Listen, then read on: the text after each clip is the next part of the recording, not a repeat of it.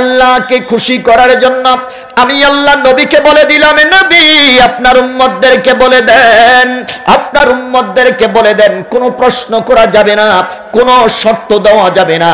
বিনা প্রশ্নে বিনা শর্তে যদি আপনার হুকুম তারা পালন করতে পারে, আপনার আদেশ তারা পালন করতে পারে, তাহলে তাদের জন্যই রয়েছে সফলতা আর বিজয়ের পতাকা। কথা কোন ঠিক কিনা? আমি সূরা আহজাবের ৭১ নম্বর আয়াতের অংশ বিশেষ তেলাওয়াত করেছি। এর উপরে সংক্ষিপ্ত কিছু কথা বলে আপনাদের কাছ থেকে বিদায় নেব। আল্লাহ আমাকে বলার, প্রত্যেককে শোনার এবং আমল করার মতো তৌফিক দান করুন। জোরে বলেন আমিন। আরো জোরে বলেন আমিন। আমরা খুশি না বেজার? সবাই বলেন খুশি না বেজার? কেন? আমরা জান্নাতের বাগানের মধ্যে এসে বসতে পেরেছি। কথা বলেন ঠিক কিনা?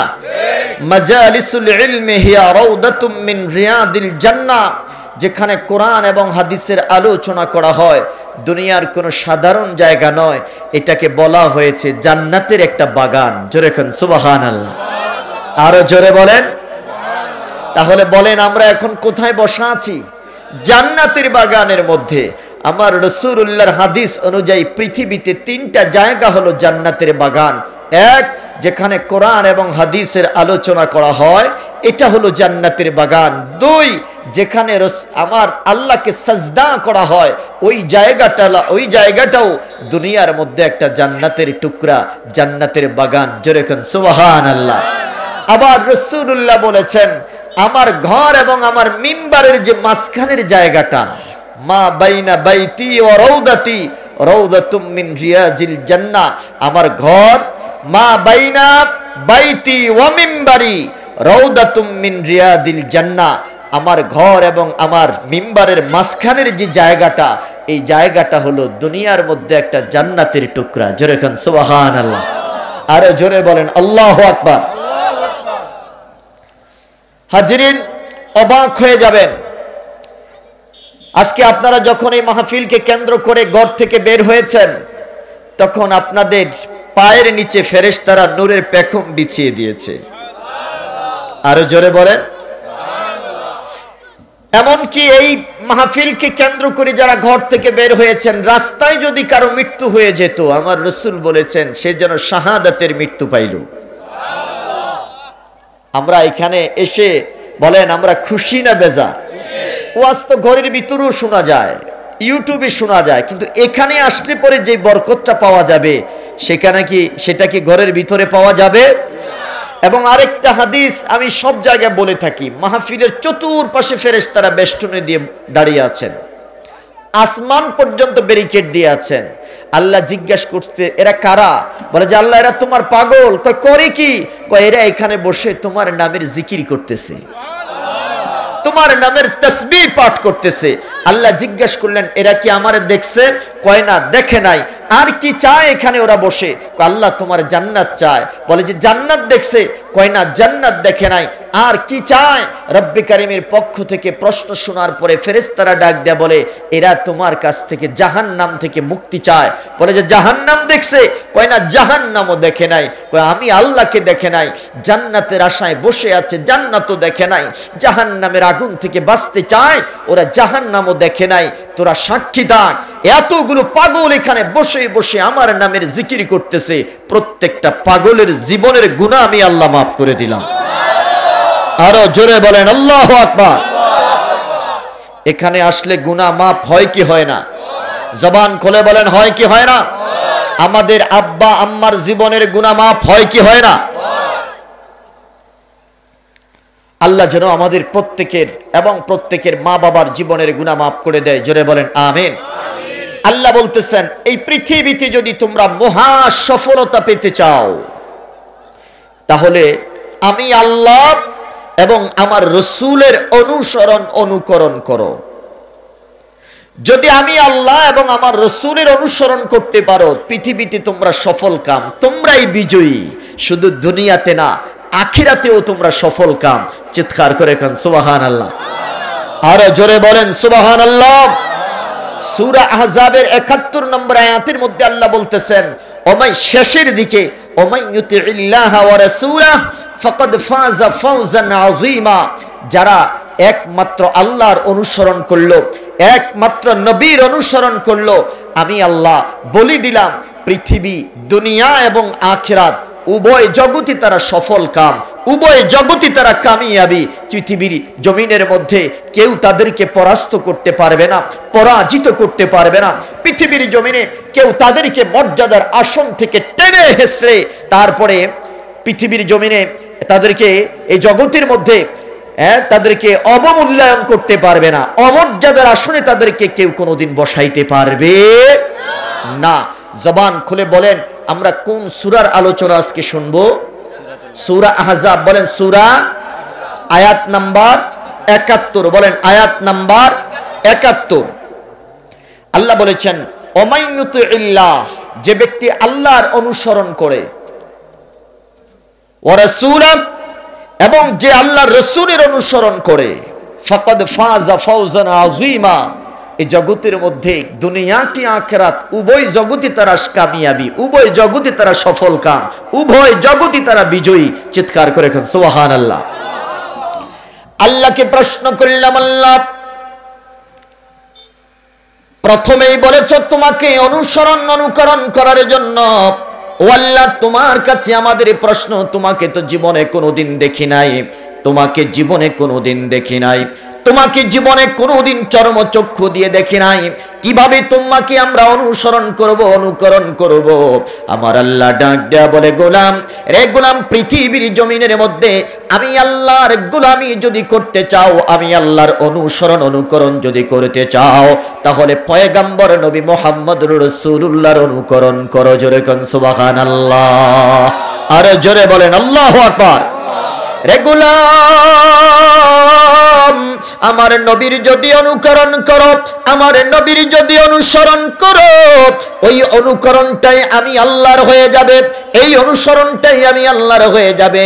আমি আল্লাহকে কোনোদিন দেখো নাই, দেখতেও পাবে না, তবে আমি আল্লাহ কথা দিলাম, আমি রব্বি কারীম কথা দিলাম, রে গোলাম যদি আমার নবীর অনুসরণ করতে পারো, ওই অনুসরণটাই আমি আল্লাহর অনুসরণ হয়ে যাবে। যে ব্যক্তি আমার রাসূল বলেছেন, যেই ব্যক্তি আমার নবীর অনুসরণ করবে, ফাকাদ আতা আল্লাহ, সেজন্য আমি আল্লাহকে অনুসরণ করলো। সুবহানাল্লাহ বলেন। তাহলে দেখেন একের মধ্যে দুই, বলেন একের মধ্যে কি? নবীকে যদি অনুসরণ করি, এক নাম্বার নবীকে অনুসরণ করা হলো, নবীকে যদি অনুসরণ করি, দুই নম্বরে আল্লাহকে অনুসরণ করা হলো। আমার আল্লাহ ডাক দেয়া বলে, গোলাম আমার নবীকে বাদ দিয়ে আমি আল্লাহ পর্যন্ত কোনোদিন পৌঁছতে পারবে না। কথা কোন ঠিক কিনা?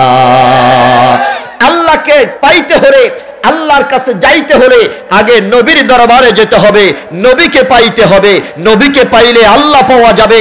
মুসলমান আওয়াজ করে বলেন আমরা নবী চাই কি চাই না? দুই হাত তুলে বলেন নবী চাই কি চাই না? রে দুনিয়ার মুসলমান,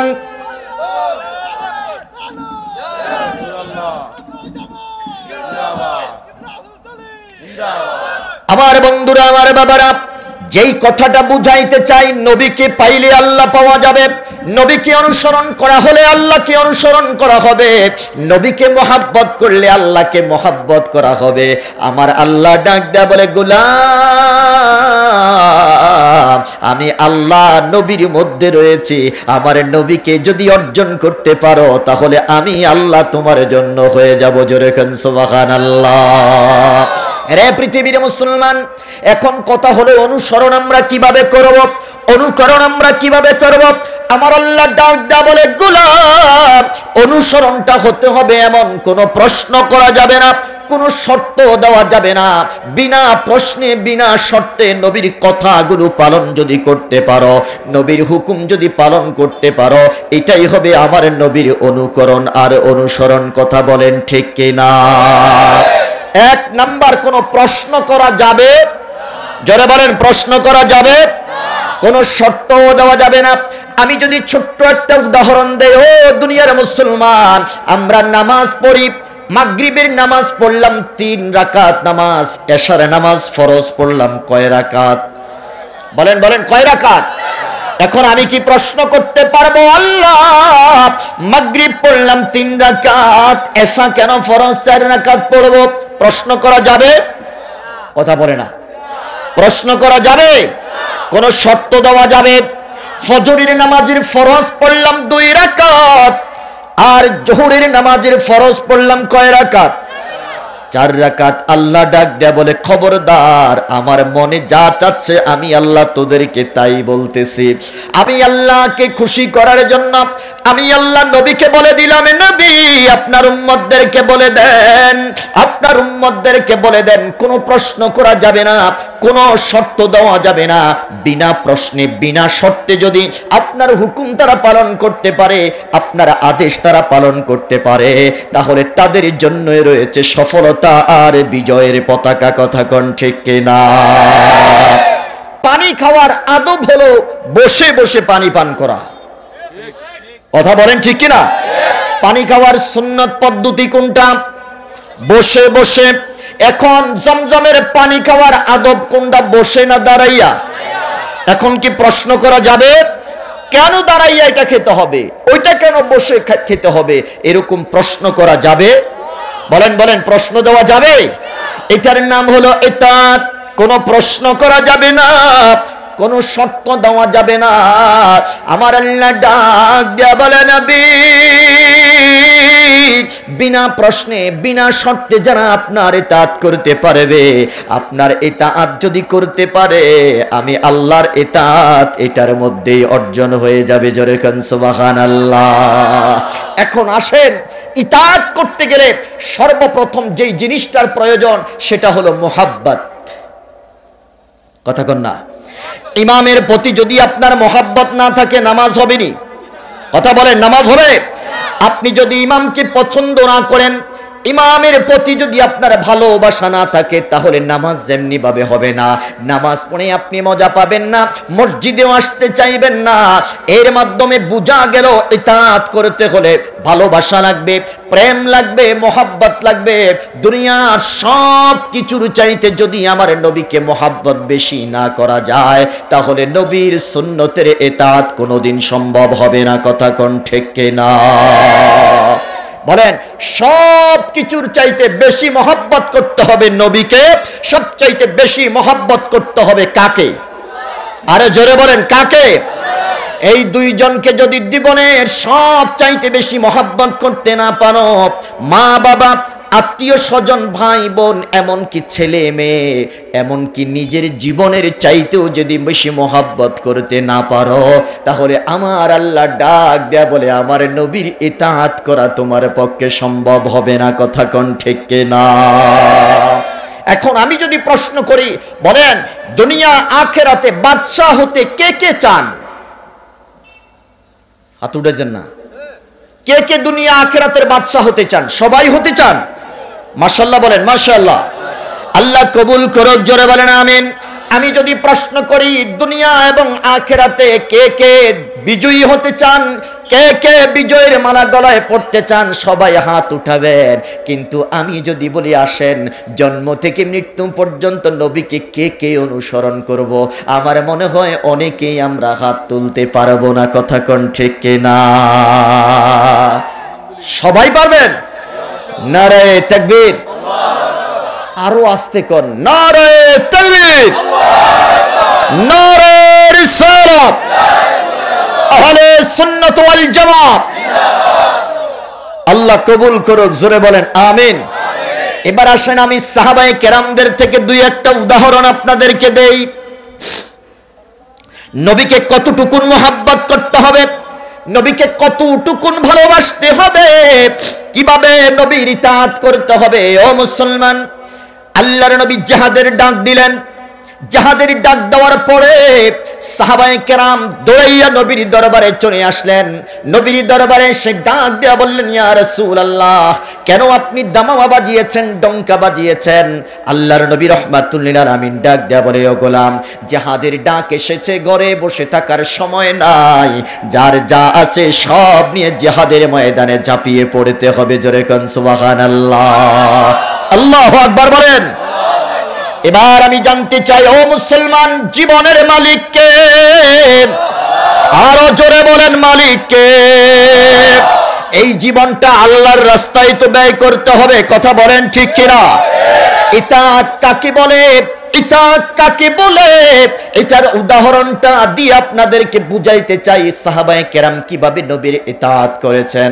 সাহাবায়ে কেরাম নবীর দরবারে আসলেন, নবীর দরবারে এসে ডাক দেয়া বললেন, ইয়া রাসূলুল্লাহ কি করতে হবে? আমার নবী বললেন, জিহাদে যেতে হবে। রে সাহাবীরা যাও, বাড়ি থেকে ঘুরে আসো, অস্ত্র সরঞ্জামাদি নিয়ে আসো। আল্লাহর নবীর সাহাবীরা বাড়ির দিকে রওনা হলো। একজন সাহাবী বাড়ি থেকে আসলেন, আসার পরে নবীজির সামনে দাঁড়াইয়া চোখের পানি জোর করে ছেড়ে দিয়ে কাঁদতে শুরু করলো। নবী আমার ডাক দেয়া বললেন, ও সাহাবী জবাব দাও, কেন তুমি কাঁদতেছো, কি হয়েছে? সাহাবী ডাক দেয়া বলে, ইয়া রাসূলুল্লাহ, ইয়া হাবিবাল্লাহ, নবী গো, আমি যখন ঘরের মধ্যে দরজা নক করলাম, সূচনাতে আমার মায়ের সাথে দেখা হয়ে গেল। সূচনাতে আমার মা আমার চোখের সামনে পড়ে গেল। মাকে ডাক দেয়া বললাম, মা তরবারিটা কোথায় আর ঢালটা কোথায়? মা দুঃখিনী আমার চেহারার দিকে তাকাইয়া ডাক দিয়া বলতেছে, বাবা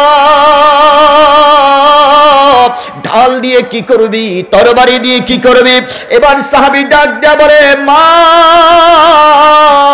রাহমাতুল লিল আলামিন, রাহমাতুল লিল আলামিন জিহাদে যাওয়ার জন্য ডাক দিয়েছে। মুসলমান কোনদিন জিহাদের ডাক পড়ার পরে ঘরে বসে থাকতে পারে না, কথা বলেন ঠিক কিনা? জীবন দিয়েছে আল্লাহ, এই জীবনটা আল্লাহর রাস্তায় আমরা ব্যয় করতে চাই কি চাই না? রে মুসলমান, মা দুঃখিনী আমাকে তরবারি দিতে বারণ করলো, তরবারি নিতে, ঢাল নিতে বারণ করেছে। মাকে বললাম, মা তরবারি দিয়ে দাও, ঢালটা দিয়ে দাও, আমি আজকে পৃথিবীর কারো বাধা মানবো না।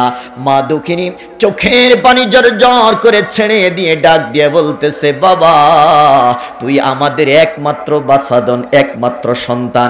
জিহাদের ময়দানে গেলে মানুষ শহীদ হয়ে যায়, জিহাদের ময়দানে গেলে মানুষের জীবন চলে যায়, জিহাদের ময়দানে গেলে পরে মানুষ আর অনেকেই ঘরে ফিরে আসতে পারে না রে বাবা। তুই আমাদের একমাত্র সন্তান, তোর পরে আর কোনো ভাই বোন নাই। তুই যদি মরে যাস, জিহাদের ময়দান থেকে যদি আর ফিরে না আসিস, আমরা আর কার চেহারার দিকে তাকাইব, কার চেহারার দিকে তাকাই আমরা দুঃখ বলবো?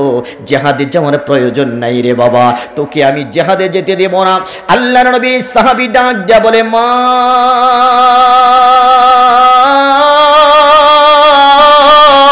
তুমি তো আমার জন্মদানকারিণী মা, এই জগতের মধ্যে তোমার চাইতো আমি বেশি মহব্বত করেছি আমার নবীকে। আমার নবীর কথার উপরে পৃথিবীর কোনো কথা চলবে না, কথা কোন ঠিক না? আল্লাহু আকবার বলেন। আমার নবীর হুকুমের উপরে আর কারো বাধা নিষেধ চলবে? ও মা, আজকে আমি পৃথিবীর কারো বাধা শুনব না। রে মুসলমান, যেই কথাটা বুঝানোর জন্য এত দূরে চলে গেলাম, সেই কথাটা হলো এই, আল্লাহর নবীর ইতাআত কাকে বলে, আল্লাহর নবীর অনুসরণ অনুকরণ কাকে বলে। এই সাহাবীর কাছ থেকে শিক্ষা নাও। আমার নবী ডাক দেয়া বলে, যদি এরকম কোন প্রশ্নে বিলা শর্তে যদি অনুসরণ করতে পারো, আমার আল্লাহ কথা দিয়েছে দুনিয়া আখিরাতের বাদশা তোমাকেই বানাবে। আল্লাহু আকবার বলেন। ফাকাদ ফাযা ফাওজান আযীমা। আল্লাহু আকবার বলেন। রে দুনিয়ার মুসলমান, মায়ের কথা শুনলেন না, তরবারিটা হাতে নিলেন, ঢালটা হাতে নিলেন। ঘর থেকে বের হওয়ার পরে বাবার চোখের সামনে পড়ে গেল। বাবা চোখের সামনে পড়ে যাওয়ার পরে এই সাহাবী বাবাকে ডাক দেয়া বলে, বাবা চলে যাচ্ছি, জীবনে যদি বেঁচে থাকি দেখা হবে, আর যদি জিহাদের ময়দানে শহীদি মৃত্যু হয়ে যায়, জিহাদের ময়দানে যদি শহীদ হয়ে যায়, তাহলে আর কোনোদিন দেখা হবে না, তবে দেখা হবে হাসরের ময়দানে। আমার শাহাদাতের কারণে আল্লাহ তোমাদেরকে উচ্চ মর্যাদা দান করবে। জোরে কোন সুবহানাল্লাহ। বাবা ডাক দেয়া বলে, ও কলিজার টুকরা সন্তান, জবাব দাও, কোথায় যাও? তোমার হাতে তরবারি কেন, তোমার হাতে ঢাল কেন?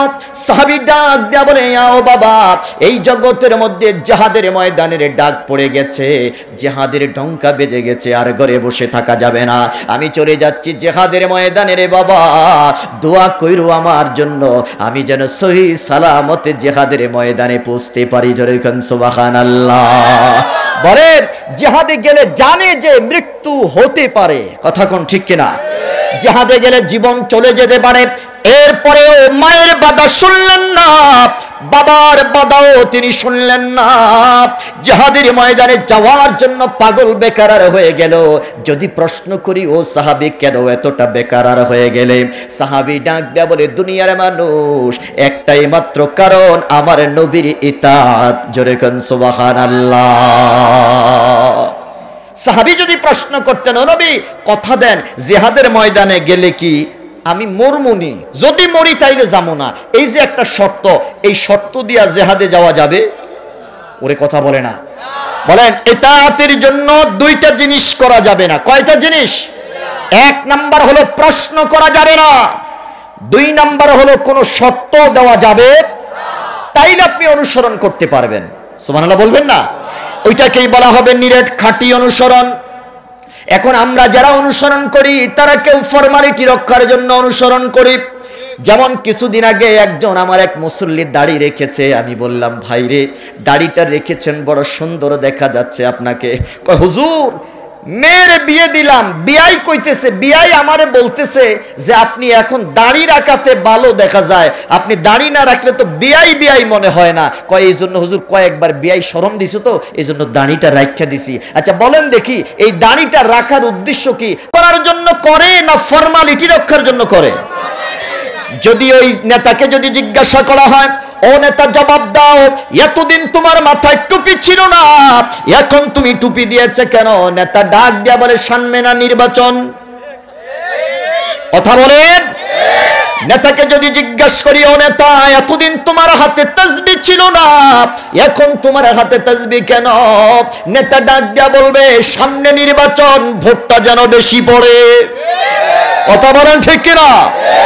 নেতাকে যদি জিজ্ঞাসা করি, ও নেতা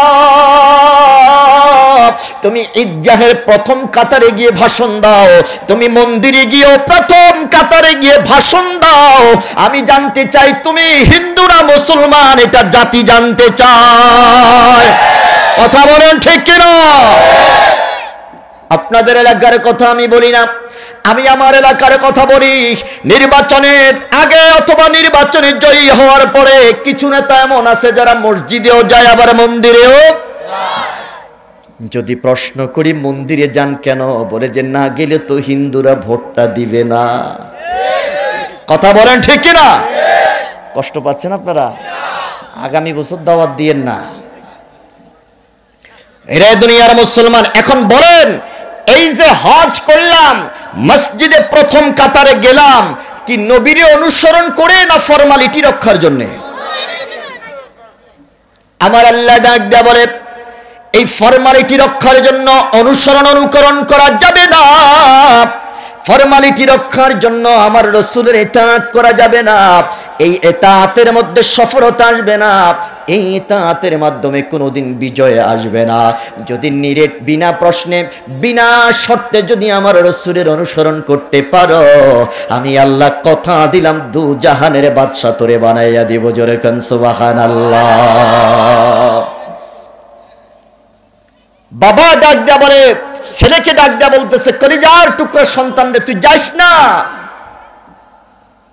তুই যদি চলে যাস, কার চেহারার দিকে তাকাই আমরা থাকবো? কার চেহারার দিকে তাকাই আমরা দুঃখ বেদনা বলবো রে বাবা? জিহাদের ময়দানে যাস না। সাহাবী ডাক দেয়া বললেন, ও দুনিয়ার মানুষ, আমি বাবার কথাও শুনলাম না, আমি ঢাল আর তরবারি নিয়ে সিংহের মতো গর্জন দিয়ে সামনের দিকে দুর্বারে গতিতে চলতেছি। জোরে কান সুবহানাল্লাহ।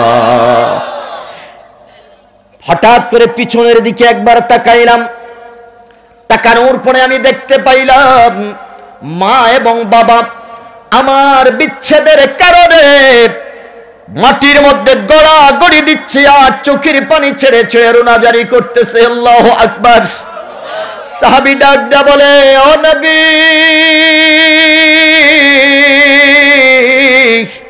একবার তাকাইলাম, একবার তাকানোর পরে আমি আর দ্বিতীয়বার তাকানোর সাহস পাইলাম না। নবী আমার ডাক দেয়া বললেন, দ্বিতীয়বার কেন তুমি তাকাইতে পারলা না? সাহাবী ডাক দেয়া বলে, নবী,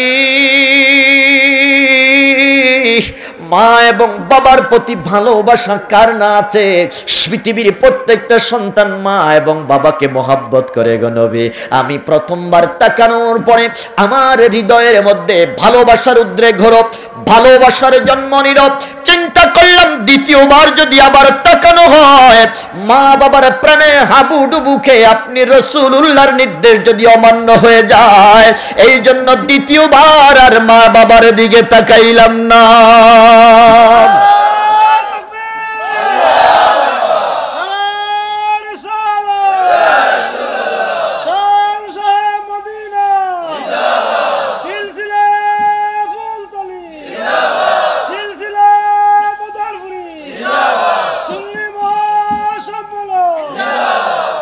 আল্লাহ কবুল করুক, জোরে বলেন আমিন। নবী আমার ডাক দেয়া বললেন, ও সাহাবী, তারপরে কি হয়েছে? সাহাবী ডাক দেয়া বললেন, নবী, এরপরে আর পিছনের দিকে আমি আর তাকাই নাই, সরাসরি আপনি রাসূলুল্লাহর দরবারে হাজিরা দিলাম। নবী আমার ডাক দেয়া বললেন, সাহাবী, যাও, চলে যাও, বাড়িতে চলে যাও। রিদার রাব্বি ফি রিদাল ওয়ালিদাইন, তোমার মা এবং বাবা যদি তোমার উপরে রাজি আর খুশি থাকে, আমার আল্লাহ তোমার প্রতি রাজি আর খুশি হয়ে যাবেন। তোমার জিহাদার প্রান্তরে নয়, তোমার জাহাদের ময়দানে নয়, মা বাবার কোলে ফিরে যাও, মা বাবার খেদমত করো, মা বাবার কলিজাটা ঠান্ডা করো রে সাহাবী। আমার আল্লাহ তোমার জিহাদ করার সমান সওয়াব মা বাবার খেদমতের মধ্যে দিয়ে দিয়েছে। আর জোরে বলেন আল্লাহু আকবার। এবার সাহাবী আবার মনটা খারাপ হয়ে গেল, সুবহানাল্লাহ বলেন। মনটা খারাপ হয়ে গেল। জিহাদের ময়দানে জীবন দেওয়ার পিপাসা যাদের আছে, যতক্ষণ পর্যন্ত জীবন দিতে না পারবে ততক্ষণ পর্যন্ত তাদের জীবনে শান্তি আসে না। কথা কোন ঠিক কিনা? সাহাবী যখন মনটা খারাপ হয়ে গেল, নবী আমার ডাক দেয়া বললেন, ও সাহাবী, তোমার চেহারাটা মলিন হয়ে গেল কেন? সাহাবী ডাক দেয়া বলে, ইয়া রাসূলুল্লাহ, আল্লাহর রাস্তায় আল্লাহর জীবনটা দেওয়ার জন্য পাগলের মতো বের হয়ে এসেছি। আমার হৃদয়ের মধ্যে শাহাদাতের তামান্না ছিল, আমি যদি শাহাদাতের মর্যাদা পাইতাম আমার জীবনটা ধন্য হয়ে যেত। জোরে কোন সুবহানাল্লাহ। নবী বলেন, যাও, মা বাবার খেদমত করো, মা বাবার খেদমত করলে জিহাদের সমান সওয়াব পাইবা। আর আমার আল্লাহ বলে দিয়েছে, এই মুহূর্তে তোমার যদি মৃত্যু হয়ে যায়, আমার আল্লাহ তোমাকে শাহাদাতের মর্যাদা দিবেন। আল্লাহু আকবার বলেন। আমার যে প্রশ্নটা, বাড়ি থেকে জিহাদের জন্য বিদায় নিয়ে আসলেন কাকে অনুসরণ করার জন্য? নবীকে এবং আল্লাহকে। কথা বলেন ঠিক কিনা? আবার আমার নবী বলেছেন, যাও, বাড়িতে চলে যাও, মা বাবার খেদমত করো। সাহাবী আবার বাড়িতে চলে যাচ্ছেন। আমি জানতে চাই অনুসরণ কাকে করলেন? আল্লাহ এবং রাসূলকে। কথা বলেন ঠিক কিনা? কোন প্রশ্ন করা যাবে? সাহাবী যদি বলতেন, ও নবী, আপনি না একটু আগে কইছেন জিহাদে যাইতে হবে, এখন কেন আপনি আবার নিষেধ করতেছেন? বলেন, এমন কথা বলা যাবে? কথা বলে না। এমন প্রশ্ন করা যাবে না, এমন প্রশ্ন করা যাবে না, শর্তও দেওয়া যাবে না। রাসূল যা বলেছেন তাই করতে হবে, রাসূল যা নিষেধ করেছেন তা বর্জন করতে হবে। কথা বলেন ঠিক কিনা? আরেকটা উদাহরণ আমি আপনাদের সামনে উপস্থাপন করতেছি। মুসলমান, এই জগতের মধ্যে নবী এবং আল্লাহর অনুকরণ করতে গিয়ে কোনো প্রশ্ন আর কোনো শর্ত দেওয়া যাবে না। কথা কোন ঠিক কিনা? যা যেভাবে বলেছে ওইভাবে করতেই হবে। এটাই হলো মুমিনের আলামত, এটাই হলো বিজয়ী এবং বাদশা হওয়ার আলামত। কথা বলেন ঠিক কিনা? মুতার যুদ্ধের ডঙ্কা বেজে উঠল, জীবন মরণ নিয়ে প্রশ্ন। মুতার যুদ্ধের ডাক চলে এসেছে। আমার নবী সাহাবায়ে কেরামদেরকে ডাক দিলেন, জমায়েত করলেন। জমায়েত করে নবীজি আমার ডাক দেয়া বললেন, ও সাহাবীরা,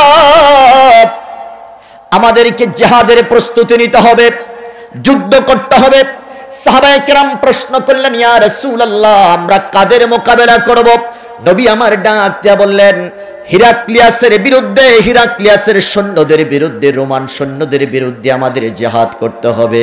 নবীকে বলা হয়েছে 1 লক্ষ সৈন্য রয়েছে, কিন্তু তাদেরকে বাস্তবে দেখা গিয়েছে রোমান সৈন্যদের সংখ্যা 2 লাখেরও বেশি। নাউজুবিল্লাহ বলবেন না? আর মুসলমানদের সংখ্যা হলো মাত্র 3000। কথা বলেন, কয় হাজার? আরে জোরে বলেন, কয় হাজার? 3000 সেনাবাহিনী বাতিল হলো 2 লক্ষেরও বেশি। এবার বলেন দেখি, 3000 2 লাখের সেনাবাহিনীর কাছে কাছে 3000 কি কিছুই? এটাকে কোনো ক্যালকুলেশনই করা যায় না, অঙ্কে কোনোদিন এটাকে মিলাইতে পারবেন না। কোথায় 2 লাখ, কোথায় 3000?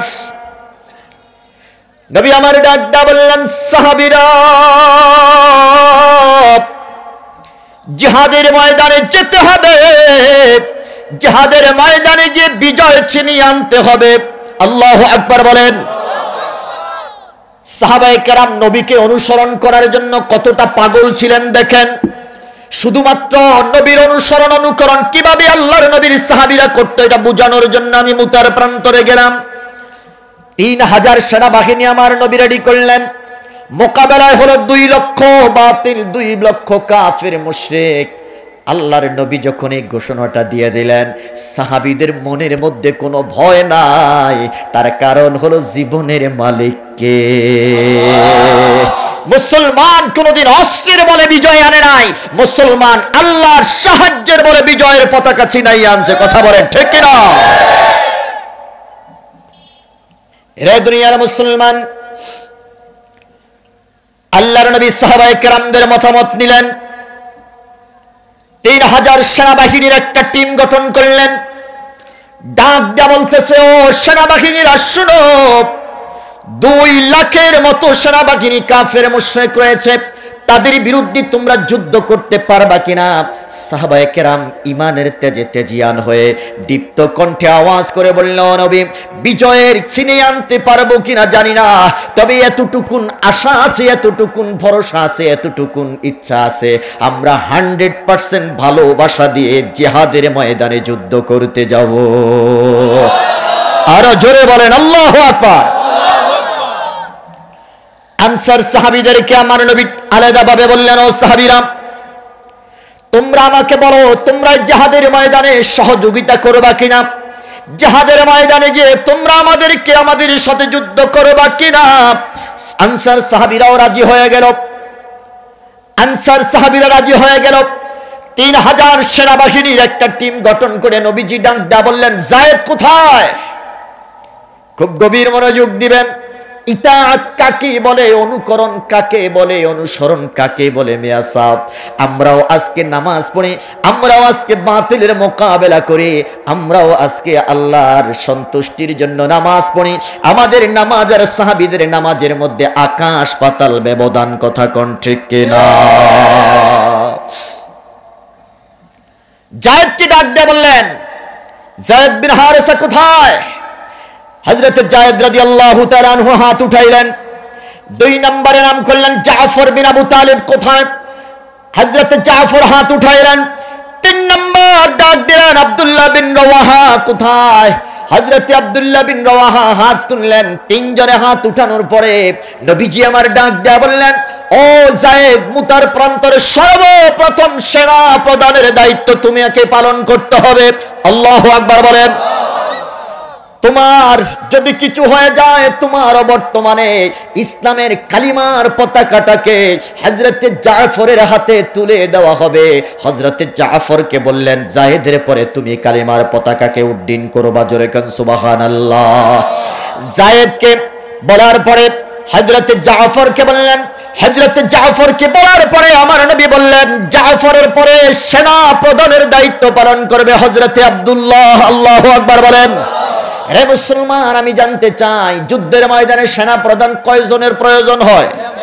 বলেন বলেন, কয়জন? কিন্তু আল্লাহর নবী বললেন কয়জন? 3 জন বলেও ক্ষান্ত হন নাই, বলে দিয়েছেন জাফরের পরে জাফরের পরে ধরবে আব্দুল্লাহ, আব্দুল্লাহর পরে তোমরা সাময়িকভাবে তৎক্ষণাৎ সময় অনুযায়ী পরিস্থিতি অনুযায়ী তোমাদের মধ্য থেকে যে কোনো একজনকে তোমরা সেনা প্রধান বানাইবা। তার মানে বুঝার বাকি নাই যে তিনজনের নাম ঘোষণা করা হয়েছে জিহাদের ময়দানে তিনজনে শহীদ হয়ে যাবে। কথা কোন ঠিক কিনা? আল্লাহু আকবার বলেন। একদিকে 3000-এর মোকাবেলায় 2 লাখ, এটা একটা ভয়ের কারণ। 2 নম্বরে হলো 3 জন সেনাপতির নাম ঘোষণা করা হয়েছে। 3 জনের পরেও বলা হয়েছে এরপরে যদি প্রয়োজন হয় তোমাদের মধ্য থেকে যে কোনো একজনকে তোমরা সেনাপ্রধান বানাই আনিও। তার মানে হলো এই 3 জনের একজনও আর বাড়িতে ফিরে আসবে না। কথা বলেন ঠিক কিনা? রাসূলুল্লাহ বলেছেন, ও সাহাবীরা, বিজয় দেনেওয়ালা একমাত্র কে? এবার এই পরিস্থিতিটার উপরে যদি আমরা থাকতাম আমাদের কি অবস্থা হতো? যদি আমাদেরকে বলা হতো কাফের মুশরিকরা 2 লাখ আর তোমরা বাঙালিরা হলো, মুসলমানরা হলো মাত্র 3000, জীবনে বান্দা পিটাইয়া যুদ্ধের ময়দানে নিতে পারতো আপনাদেরকে? কথা কন না কা? কারণ এখানে গেলে নিশ্চিত যেটা এখানে মারা যাইবে বাঙালি। আর আমাদের ইমানের যে অবস্থা সেটা হলো এই, হুজুর প্রয়োজনে মসজিদ বাদ দিব, প্রয়োজনে মাদ্রাসা বাদ দিব, প্রয়োজনে পীর খানকা বাদ দিব, তবুও আমারে আপনি জিহাদের ময়দানে যাওয়ার জন্য কইয়েন না। কথা বলেন ঠিক কিনা? আল্লাহর নবীর সাহাবীরা দীপ্ত কণ্ঠে আওয়াজ করলেন, নবী জীবন দিয়েছেন আল্লাহ, জীবন নিবেনও আমার আল্লাহ। কথা বলেন ঠিক কিনা? বিজয়ের পতাকা আমাদের হাতে নয়, বিজয়ের পতাকা হলো আল্লাহর হাতে। আল্লাহ যাকে ইচ্ছা তাকে বিজয়ের মালা পরাইতে পারে। কথা কোন ঠিক কিনা? সবাই রণসাজে সজ্জিত হয়ে এবার জিহাদে যাওয়ার জন্য প্রস্তুতি নিচ্ছেন। আমার নবী জায়েদকে বললেন, জায়েদ যাও, বাড়ি থেকে অনুমতি নিয়ে আসো, বাড়ি থেকে দোয়া নিয়ে আসো। হযরত জায়েদ রাদিয়াল্লাহু তাআলা আনহু বললেন, ইয়া রাসূলুল্লাহ, আপনি আমার মা, আপনি আমার বাবা। হযরত উম্মাহাতুল মুমিনিন আয়েশা আমার মা, তিনি তো সব কথাগুলো শুনেছেন। ইয়া রাসূলুল্লাহ, আমার আর ভিন্নভাবে অনুমতির প্রয়োজন নাই, দোয়ার প্রয়োজন নাই। হযরত জাফর আর আব্দুল্লাহকে ডাক দিয়ে বললেন, রে আব্দুল্লাহ, রে জাফর, যাও বিবি বাল বাচ্চাদের কাছ থেকে দোয়া নিয়ে আসো। হযরত জাফর বাড়িতে চলে গেলেন। আল্লাহু আকবার বলেন।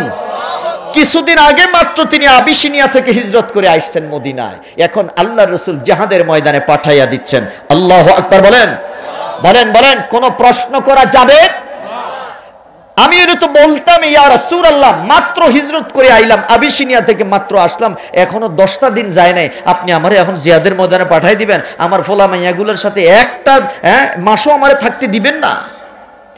আমি কিন্তু দুর্বল ইমানদারে কথাটা বলেই ফেলতাম। কিন্তু সাহাবায়ে কেরাম কিভাবে নবীর অনুসরণ করতেন, কোন প্রশ্ন করা যাবে? বাড়িতে চলে গেল। বাড়িতে চলে গিয়ে স্ত্রীকে সালাম দিল। স্ত্রীকে সালাম দিয়া ডাক দিয়া বলতেছো, প্রাণের স্ত্রী শুনে নাও, আল্লাহর নবী জিহাদে যাওয়ার জন্য আমাকে বলেছেন। শুধু বলেনই নাই, আমাকে জিহাদের ময়দানের সেনাপতি বানিয়ে দিয়েছেন। আমাকে জিহাদের ময়দানে চলে যেতে হবে। রে স্ত্রী, আমি তোমার কাছে শুধু একটা আবদার রাখতে চাই, জিহাদের ময়দানে যদি আমি ফিরে আসি তাহলে তো তোমাদের সাথে দেখা হয়ে যাবে, আর যদি ফিরে না আসি, শহীদ হয়ে যাই, আমার ছোট্ট ছোট্ট 2টা বাচ্চার প্রতি তুমি খেয়াল রাখো। এদেরকে নবীর পরিপূর্ণ অনুসারী বানাইবা, নবীর খাদেম বানাইবা। ও স্ত্রী, চলে যাই, জীবনে আর কোনোদিন দেখা নাও হতে পারে। স্ত্রী সাথে সাথে আল্লাহর দরবারে হাত তুলে দোয়া করতে শুরু করে দিলেন। জোরে কান সুবহানাল্লাহ। ডাক দিয়া বলতেছে, স্বামী, এই 2টা বাচ্চাকে নিয়ে আমি কিভাবে জীবন কাটাবো, এই 2টা বাচ্চাকে নিয়ে আমি কিভাবে জীবন পরিচালিত করব? একজন স্বামীর অনুপস্থিতিতে স্ত্রীর জন্য, মায়ের জন্য এটা কষ্টকর। স্বামী, এটা তোমাকে আমি কিভাবে বোঝাবো? আমি তোমার জন্য দোয়া করতেছি, দুই হাত তুলে আল্লাহর কাছে দোয়া করতেছে, আল্লাহ আমার স্বামীকে তুমি গাজী বানাইয়া আবার আমাদের কাছে তুমি ফেরত দিও। জোরে কান সুবহানাল্লাহ। যেই মাত্র দোয়া করতেছে, হযরত জাফর রাদিয়াল্লাহু তাআলা আনহু আস্তিন থেকে তরবারিটা কোষমুক্ত করলেন। এইভাবে কোষমুক্ত করেন, তরবারির উল্টা পিঠ দিয়ে স্ত্রীর বাম হাতটা টান দিয়ে বাম হাতের উপরে একটা আঘাত করলেন। আল্লাহু আকবার বলেন। ডাক দিয়া বলে, ও বিবি, খবরদার উল্টা দোয়া করো না। উল্টা দোয়া করলে কোন দোয়া আমার আল্লাহ কবুল করবে না। কারণ হলো, আমার আগেও একজন সেনাপতি আছে, আমার পরেও একজন সেনাপতি আছে। তার মানে আমি জাফরের আর বুঝতে বাকি নাই, মুতার প্রান্তর থেকে জাফর আর কোনোদিন দুনিয়ার ঘরে ফিরে আসবে না।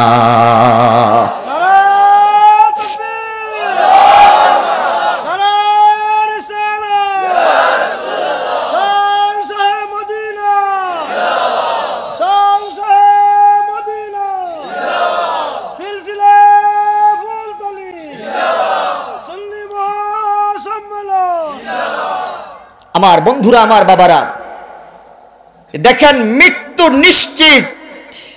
হযরতে জাফর বিন আবি তালেব ডাক দিয়ে বলতেছে, আমার মৃত্যু নিশ্চিত আমি জানি, তারপরেও কোনো প্রশ্ন করি নাই, কোনো শর্ত দেই নাই। বিনা প্রশ্নে বিনা শর্তে আমি জিহাদের ময়দানে যাওয়ার জন্য রণসাজে সজ্জিত হয়ে গেলাম। স্ত্রীকে ডাক দেয়া বললাম, স্ত্রী রে, খবরদার উল্টা দোয়া করবা না। উল্টা দোয়া করলে তোমার কোনো দোয়া আমার আল্লাহ কবুল করবে না। স্ত্রীকে সান্ত্বনা দিয়ে আল্লাহর নবীর অনুকরণ করে ঘর থেকে বের হয়ে গেলেন। ঘর থেকে বের হওয়ার পরে তিনি দেখতে পাইলেন ছোট্ট ছোট্ট দুইটা বাচ্চা পিছন দিক থেকে আব্বা আব্বা বলে ডাকতেছে। হযরত জাফর ডাক দেয়া বলে, ইয়া রাসূলুল্লাহ, ইয়া হাবিবাল্লাহ, নবী গো, আমি পিছনের দিকে তাকাই নাই, আমার সন্তানদের দিকে তাকাই। যদি আমি আমার সন্তানদের দিকে তাকানো হয়, তাকাই যদি একবার, তাহলে সন্তানের মায়া আমার দিলের মধ্যে গেড়ে বসবে। হয়তো ভাই সন্তানের মায়ায় তোমার অনুকরণ আমি করতে পারবো না, যার কারণে পিছন দিক থেকে হাজারো চিৎকার শোনার পরেও আমি জাফর পিছনের দিকে একটা বারের জন্য ফিরে তাকাইলাম না। আল্লাহু আকবার বলেন। অনুকরণ কাকে বলে? হযরতে আব্দুল্লাহ ডাক দেয়া বলে, ও দুনিয়ার মানুষ, মাত্র বিবাহ করলাম, দ্বিপ্রহরে বিবাহের আসন থেকে উঠে আসলাম, এখনো বাসর ঘরে ঢুকি নাই, বাড়ি ভর্তি মেহমান, এখনো স্ত্রীকে একটা নজরে দেখতে পাই নাই। বিয়ের পিড়ি থেকে যখন পা সরাইলাম, দুনিয়ার জিন্দেগিতে যখন ঘর থেকে বের হইলাম, এরই মধ্যে জিহাদের ডঙ্কা বেজে গেল। আল্লাহু আকবার বলেন। মাত্র বিবাহ বন্ধনে আবদ্ধ হয়েছি, একটা দিনও এখনো অতিবাহিত হয় নাই। রে যুবক, তুমিও যুবক। হযরতে আব্দুল্লাহ একজন দীপ্ত যুবক ছিল, হযরতে আব্দুল্লাহ একজন টকবগে যুবক ছিল। তোমার প্রেরণা দেখে আর হযরতে আব্দুল্লাহর প্রেরণা দেখে আমি অবাক হয়ে যাই। এই জগতের মধ্যে তোমার মতো যুবক এখনো আল্লাহকে চিনতে পারো নাই, তোমার মতো যুবক এখনো রাসূলুল্লাহর প্রেম শিখো নাই, এখনো রাসূলুল্লাহর ইতাআত তুমি শিখো নাই। অথচ হযরতে আব্দুল্লাহ ডাক দিয়ে বলে, গোলাম, এত শখ করে, এত আশা করে, এত স্বপ্ন দেখে মাত্র বিয়ে করলাম, এখনো বাসর ঘরে যাওয়া তো দূরের কথা, স্ত্রীকে এখনো পর্যন্ত ঠিক মতো দেখতে পারি নাই। এর মধ্যে যখন জিহাদের ডাক চলে আসলো, আমি চলে গেলাম জিহাদে আসার জন্য, নবীর দরবারে হাজিরা দিলাম। হাজিরা দেওয়ার পরে নবী যখন বলে উঠলো, ও সাহাবীরা, সেনা প্রধানরা, যাও ঘর থেকে বিদায় নিয়ে আসো। আমি চলে আসলাম, ঘরের দরজায় এসে দেখি সন্ধ্যা হয়ে গেছে। আমার স্ত্রী আমার অপেক্ষায় ঘরের মধ্যে বসে বসে কোরআন তেলাওয়াত করতেছে। আল্লাহু আকবার বলেন। বাসর রাতে কি পড়তেছে? কথা কয় না। আল্লাহর নবীর সাহাবী হযরতে আব্দুল্লাহ ইবনে রাওয়াহা ডাক দিয়ে বলে, ও দুনিয়ার মানুষ, নব সাজে সজ্জিত নববধূ লাল টুকটুকে শাড়ি পরে বসে বসে কোরআন তেলাওয়াত করতেছে। আমি দরজার মধ্যে নক করলাম, ভিতর থেকে আওয়াজ আসলো, কে তুমি? বলে যে রে স্ত্রী, তাড়াতাড়ি তোমার দরজা খোলার প্রয়োজন নাই, দরজার সামনে আসো, আমি তোমার সাথে একটু মুকালামা করতে চাই, ভাব বিনিময় করতে চাই। বলে যে আমি দরজা খুলে দেই, ঘরের মধ্যে আসো। হযরতে আব্দুল্লাহ ডাক দেয়া বলে, স্ত্রী রে, আজকে তোমার সাথে আমার দেখা সাক্ষাৎ করা সম্ভব নয়, তার কারণ হলো আমি রাসূলুল্লাহর অনুসরণ করতে যাচ্ছি। জোরে কান সুবহানাল্লাহ, আল্লাহু আকবার বলেন।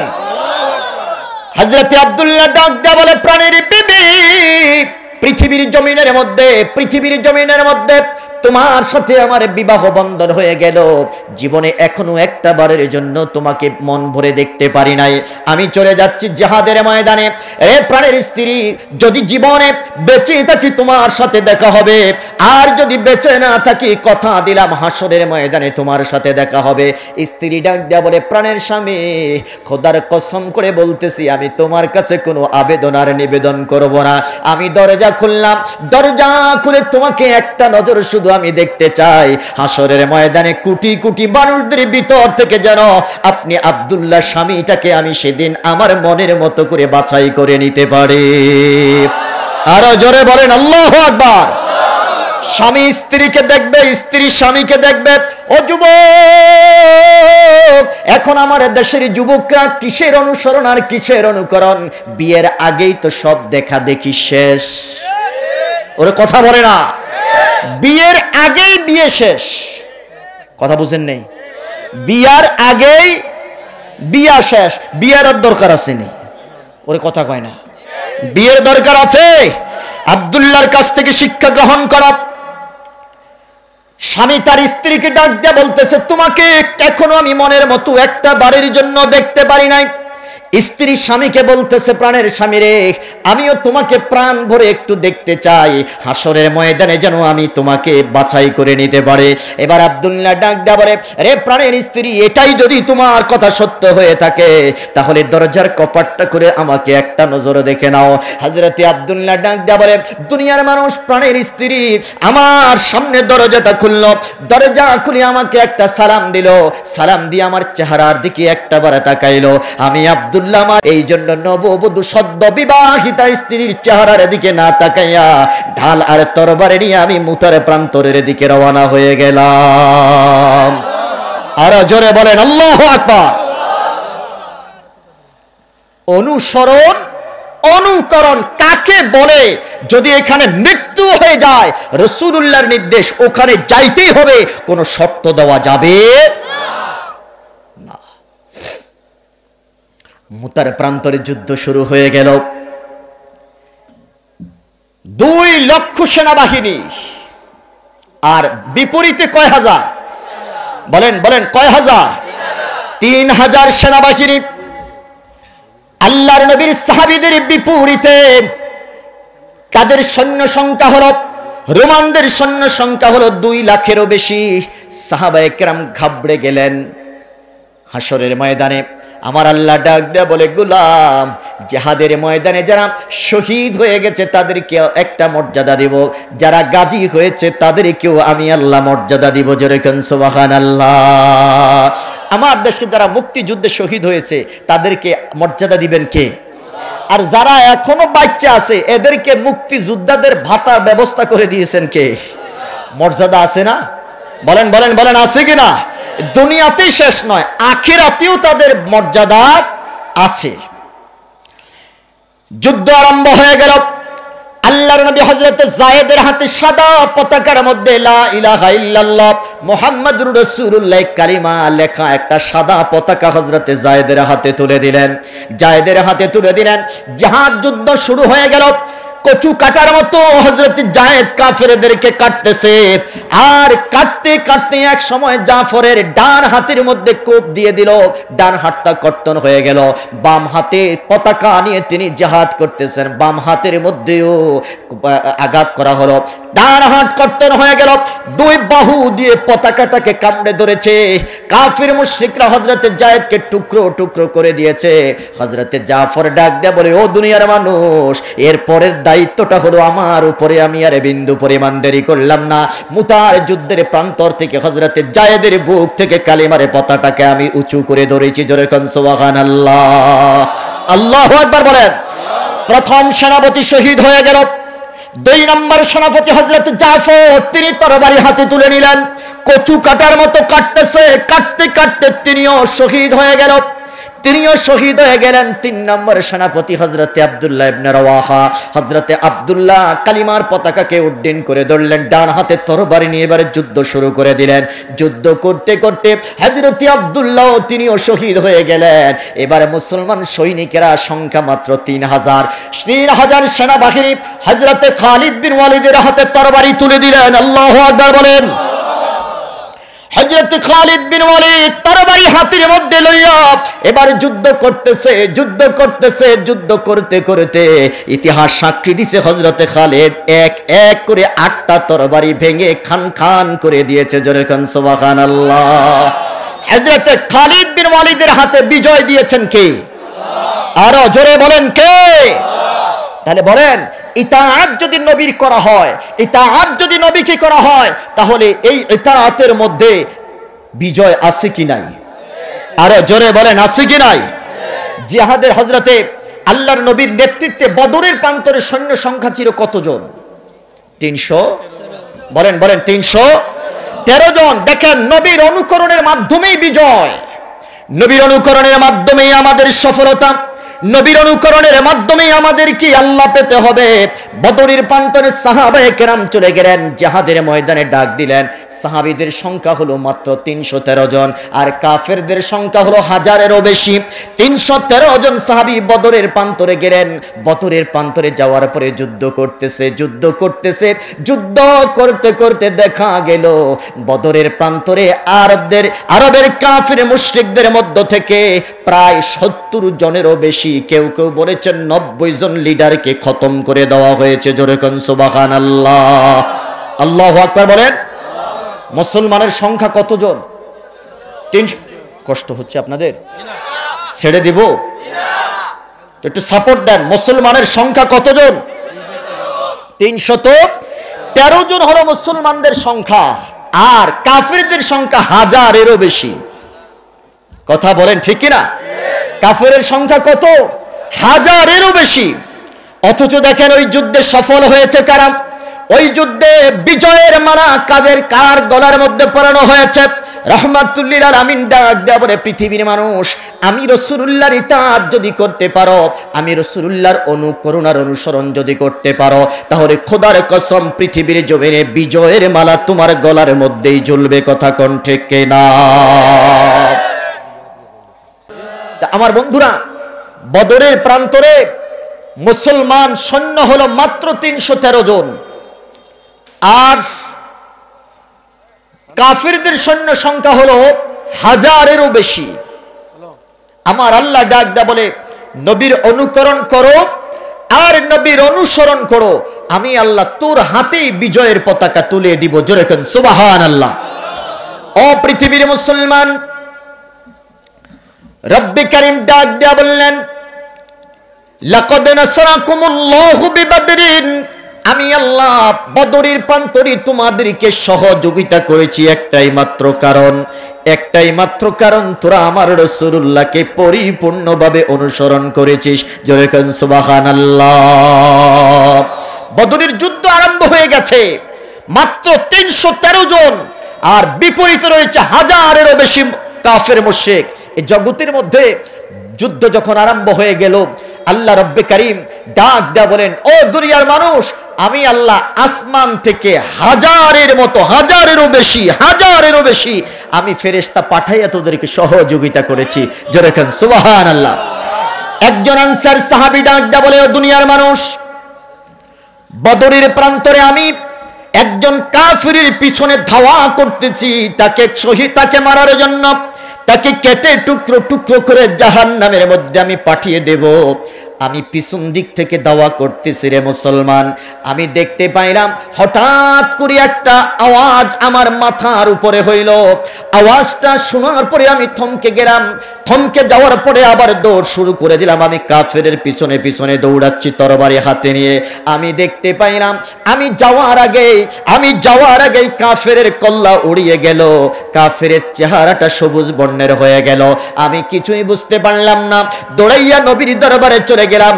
নবীর সামনে গিয়ে ডাক দিয়ে বলতেছি, ইয়া রাসূলুল্লাহ, ইয়া হাবিবাল্লাহ, নবী গো, এমন একটা আওয়াজ শুনলাম। আওয়াজ শুনে আমি থমকে গেলাম। কিছুক্ষণ সামনে যাওয়ার পরে আমি দেখলাম অটোমেটিকলি কাফেরের কল্লাটা উড়ে গেল।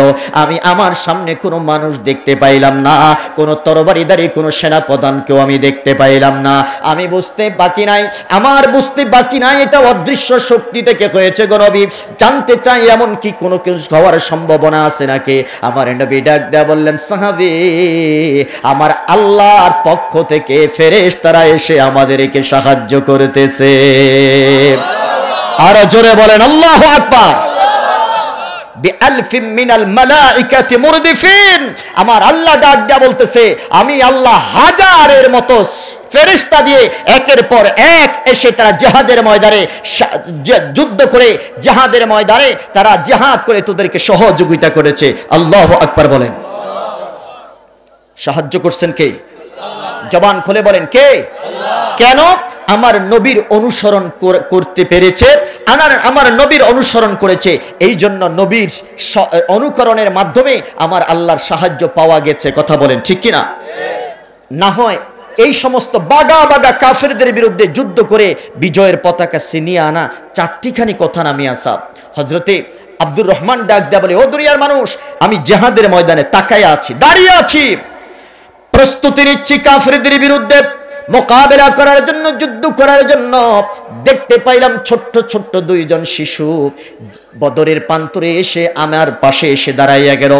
জিজ্ঞাসা করলাম, বাবা, কি তোমাদের পরিচয়? কেন তোমরা বদরের প্রান্তরে এসেছো?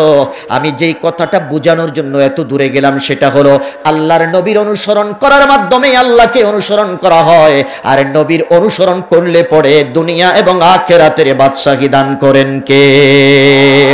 বিজয়ের পতাকা।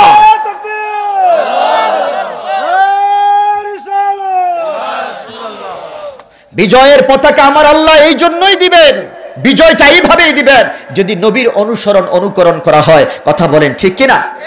রে দুনিয়ার মুসলমান, এই দুইজন ছোট্ট বালক দেখেন বিজয় কিভাবে এসেছে। বিজয় কোনোদিন তরবারির জুড়ে আসে না, বিজয় কোনোদিন বাহুর জুড়ে আসে না, বিজয় কোনোদিন জগতের মধ্যে অস্ত্র সরঞ্জামাদি দিয়ে বিজয় আসে না।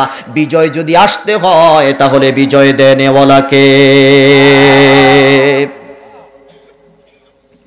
দুনিয়ার মুসলমান, হযরত আব্দুর রহমান ডাক দেয়া বলে, ও দুনিয়ার মানুষ, আমি দেখতে পাচ্ছি এই দুইটা ছেলে আমার পাশে দাঁড়িয়ে আছে। জিজ্ঞাসা করছে যে, চাচা, আবু জাহেলকে আমাদেরকে একটু দেখিয়ে দেন।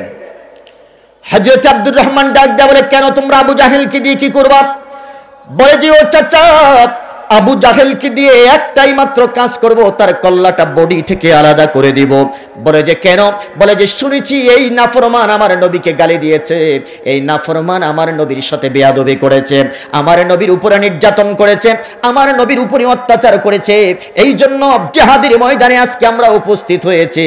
আমরা আল্লাহর নবীর এই দুশমনকে পৃথিবীর জমিন থেকে বিতাড়িত করে দেব, পৃথিবীর জমিন থেকে তাদেরকে দর্শাত করে দেব। জোরে কান সুবহানাল্লাহ।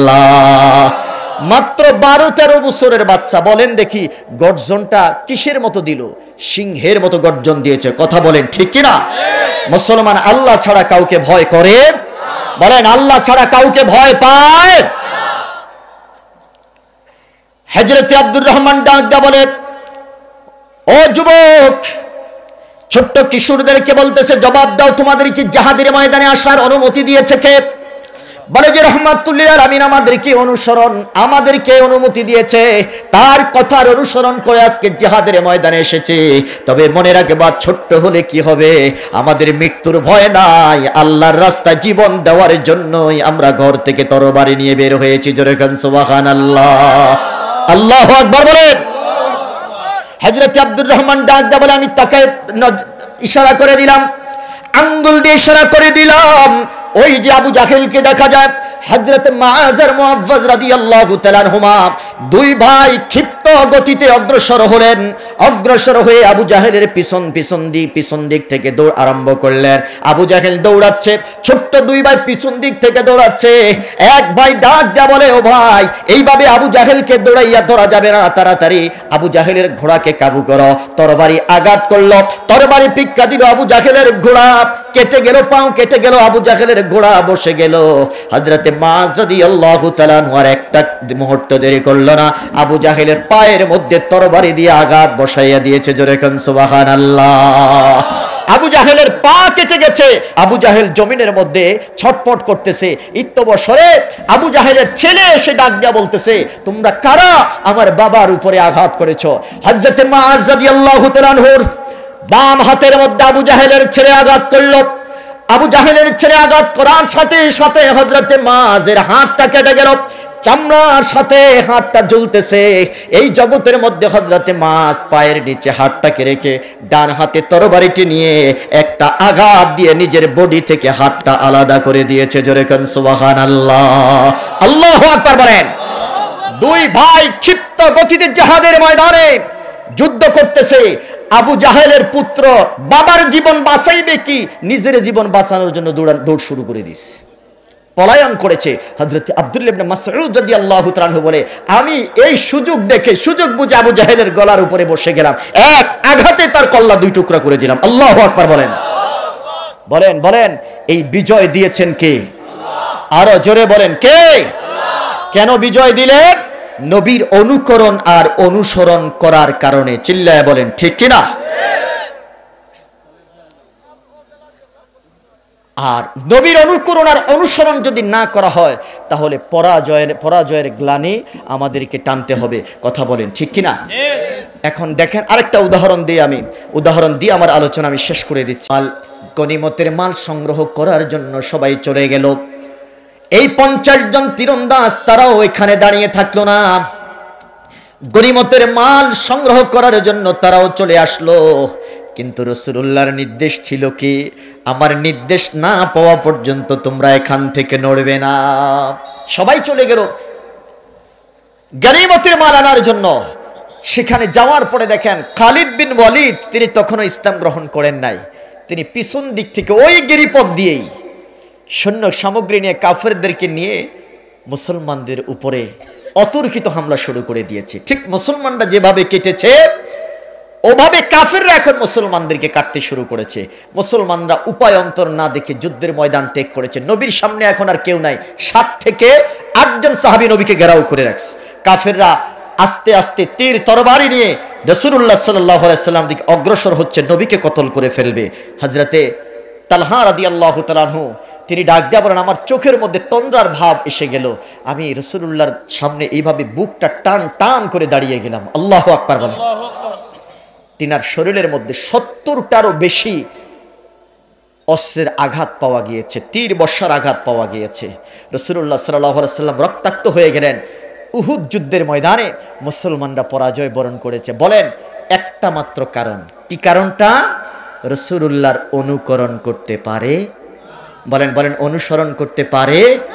আজকে আমাদের মুসলমানদের বিপর্যয়ের কারণ একটাই, যে আমরা আল্লাহর রসুলের অনুকরণ করতে পারি না। এখান থেকে আমরা অনেক দূরে চলে গেছি, যার কারণে আজকে আমাদের এই বিপদ, এই বিপর্যয়। আল্লাহ কবুল করুক। জোরে বলেন আমিন। আমরা সূরা আহজাবের কত নম্বর আয়াতের আলোচনা শুনেছি? 71 নম্বর। বলেন কত নাম্বার? আমার আল্লাহ বলতেছেন, ওমাই ইউতিইল্লাহ ওয়া রাসূলাহু ফাকাদ ফাযা ফাওজান আযীমা। যারা আল্লাহ এবং রাসূলের অনুসরণ করে, আমি আল্লাহ তাদেরকে মহা বিজয় দান করি। সুবহানাল্লাহ বলেন। আরো জোরে বলেন সুবহানাল্লাহ। আল্লাহ আমাদেরকে কবুল করুক। জোরে বলেন আমিন। ওয়া আখিরু দাওয়ানা আলহামদুলিল্লাহি রাব্বিল আলামিন। ওয়াসসালামু আলাইকুম ওয়া রাহমাতুল্লাহি ওয়া বারাকাতুহু।